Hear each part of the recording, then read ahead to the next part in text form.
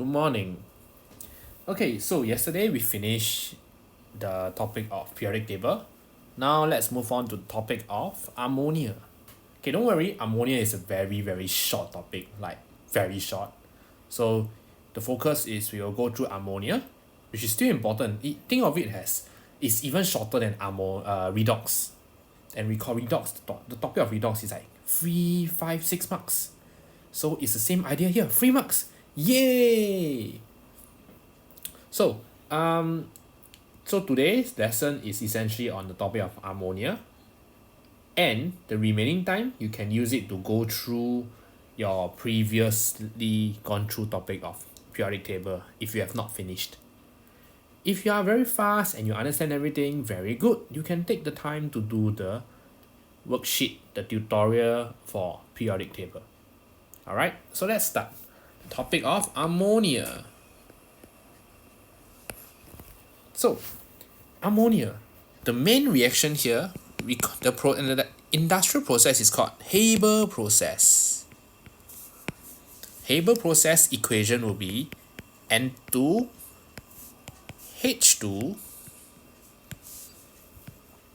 give you NH3. Of course, the equation should be balanced. So something interesting here, you see this arrow is different. This is what we know, this represents the a reversible reaction. So normally we deal with reactions that are like irreversible. Usually we deal with reactions that are irreversible. That has been the norm lah, so far in your chemistry learning life. An example would be, for example, NaOH plus HCl give you NaCl plus H2O. Cool. That means by right, if I have one more of this and one more of this, I should get one more of NaCl as well. Means it completely react. However, a irreversible reaction means what? That the reaction is not complete. It's never complete. What do I mean? So let's say some N2 and H2 react to form NH3. Okay, cool. So this is what we understand as N2 plus H2 give you NH3. In the sense, let me highlight for you. This is like this direction. Is what we know as the forward reaction. Meaning the reactants react to form the product. The forward reaction from left. So this is from left to right. But at the same time, what happened? At the same time, some ammonia, right, that is already formed,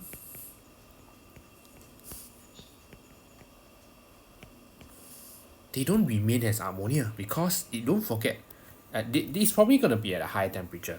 So this ammonia, some ammonia will actually decompose. Decompose means break down back to form N2 and H2. So if let's say I color code it, so this ammonia decomposed to form N2H2 is the backward reaction, or the backward reaction, which is the right to left. So that means at any time both direction take place. So that means at any time both forward reaction and backward reaction will take place.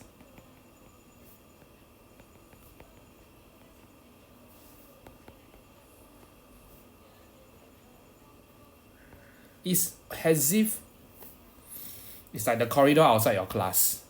Oh, anytime people will walk from the lift to the other end, which is the lab area. But it doesn't mean that it is always a one-way. People can only walk from the lift to the lab. I'm very sure when you are walking on the corridor, it's always a two-way direction. Some students will be walking from the lift to the corridor, to the lab, through the corridor, and some people will walk from the corridor back to the lift. It's just how it is. Both direction occurs at the same time. In this chemistry context, both reaction, whether the forward and the backward reaction, they both occur at the same time. So it will never be complete. Which also means, right, your yield is gonna be low lah. Because the products that you get don't remain as product. It's like they react back to form your reactants. So this is an idea of reversible reaction. Next, we need to know the conditions of the Haber process.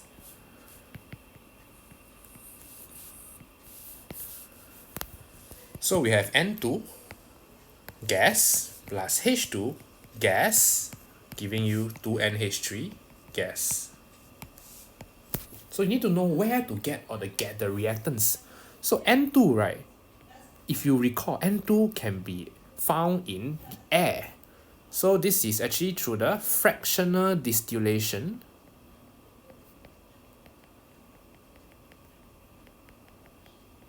of liquefied air, meaning liquid air. So okay, we have not covered the topic of air yet, but 78% of air is actually nitrogen. In terms of hydrogen, we haven't covered the topic yet, but you should know this is actually the cracking of your crude oil. So it's the part of organic chemistry. Cracking, literally cracking means you break things off. So this cracking of crude oil essentially is just, imagine crude oil is a very, very, very, very long but not very useful organic compound. A lot of carbon, maybe 50 carbon. So the shorter carbon substances are more useful. So cracking means you break it down into smaller substances. And part of these products will be hydrogen. So you also need to know the temperature. It takes place at a temperature of 450 degrees Celsius, pretty hot, and pressure of 200 to 250 atm approximately. And we also use a catalyst, iron foulings catalyst. Foulings is like just like powder lah, essentially. So this is the standard conditions that you should be aware, you should know well. So what else can we test you then? We can ask you about why we choose these conditions. And actually that's the main thing they will ask you. Nothing else. This topic actually quite simple. So first, for temperature. So the question will state that low temperature leads to high yield of ammonia. So the question was, you say that. If not, they'll give you a graph, then we can read the graph. So if the temperature lower, higher yield, but why 450 degrees? This is not exactly low. Low is like almost less than 0. So this is what you explain. It's a 1-mark question essentially. So you just tell them, oh, what's the problem of low temperature? Low temperature means the reaction is too slow. So as much as you want a lot of product, we also want it quickly, you see. You want the best of both worlds in that sense, you see. So the temperature as the reaction is too slow. Therefore, we compromise. It's the idea of compromise. Therefore, we use the moderately high temperature of 450 degrees Celsius. It's not the highest of them all, so I'll still have a decent yield, decent amount of product, but it's also not that slow. So next, pressure. Pressure very simple. In terms of pressure, the question will again state that high pressure leads to high yield of ammonia. Then why only 250 atm? So before that, let's quickly talk about what is ATM. ATM stands for atmospheric pressure. So it's another unit for pressure. The more common unit for pressure you may know is your mmHg, all those things under your topic of physics. So at room temperature, or basically where we are now, is what we know as is 1 atm. So 250 atm means it's 250 times the pressure of where we are now. So it's quite high, but it's not the highest. It can reach 1,000 for all I know, right? So the reasoning here is this: it is expensive. It's about cost, you see. It's expensive to buy and maintain equipment needed for high pressure. Imagine, high pressure means what? The pipes will probably have to be very, very, very, very thick. And high pressure also probably means that you will wear and tear more quickly than normal. So it's about cost here. So it's very expensive. Therefore, compromise again. We use a moderately high pressure of 250 atm. So that's why we use all this. And essentially that's about it for the topic of ammonia. The last segment, right, is essentially what we have learned before in your topic of acid, bases, and salt. Remember acid, bases, and salt, there are 5 reactions. The 4th reaction, your alkali plus ammonium salt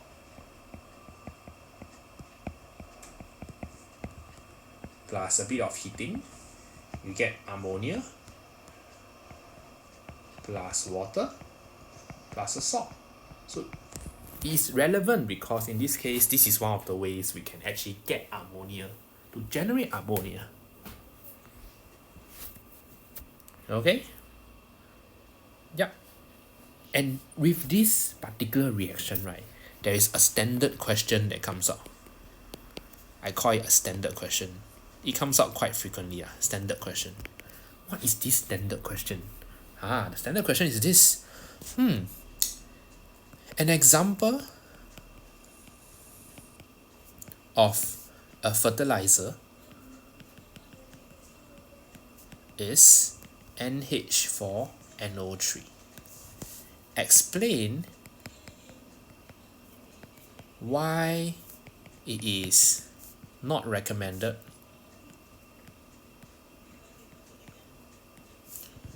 to add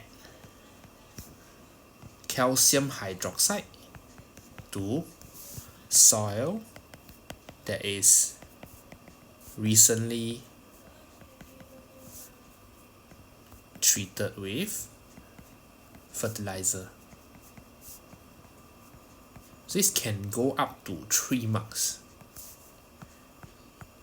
But why? What's happening? So it's actually based on the reaction because why? You see, when they say it is not recommended to add this to that, it's a bit sus. It could very well mean, maybe they react. Let's think about it whether they react. Oh, they do react. Why? NH4NO3, isn't this an ammonium salt? Oh, calcium hydroxide. Calcium hydroxide is an alkali. They will react. So, but how are you going to show your answer? First of all, I'll start off with an equation. To prove to them, I know they are reacting. Gives you an ammonia gas plus water plus the salt, which is calcium nitrate. And remember to balance your equation.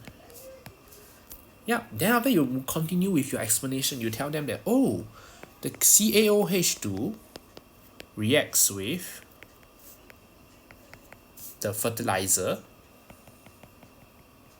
which is your NH4NO3, to produce ammonia. Then so what? So what if ammonia gas is produced? Wait, what's the problem? Because it's a gas don't remain there, which escape to the surrounding. Then again, so what if it's escape to the surrounding? Isn't it good? Means it's probably not going to be so smelly. But because it will losing the nitrogen content.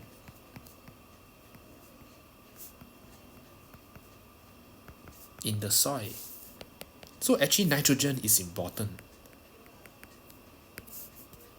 Because nitrogen, phosphorus and potassium are key to plants' growth. Because these three are key, and in this case, what you are doing is you are getting rid of the nitrogen, which means the plant cannot grow. That's why you cannot do this. So this is the standard question that comes out from this reaction. And that's about it. That's all you need to know for this topic. Quite simple. Pretty much an easy 3 to 4 marks, which is fair, you see. So now you can relook at this. If you have time, you can also, and you are not quite done with the periodic table, revisit the periodic table. After which you can do your periodic table worksheet, which I will already uploaded. Alright, thank you. Goodbye.